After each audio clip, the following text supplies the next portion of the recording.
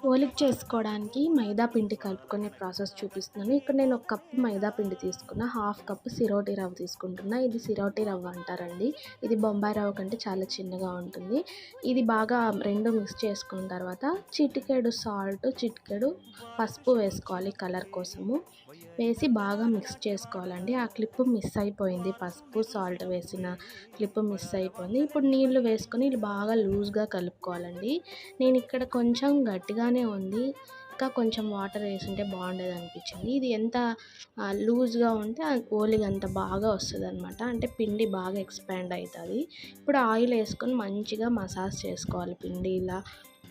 మంచిగా మసాజ్ చేసుకుంటే బాగా వస్తుంది. ఇప్పుడు దానిపైన ఆయిల్ వేసేసి ఒక హాఫ్ అన్ అవర్ పక్కన పెట్టేస్తే బాగా నానిపోతుంది.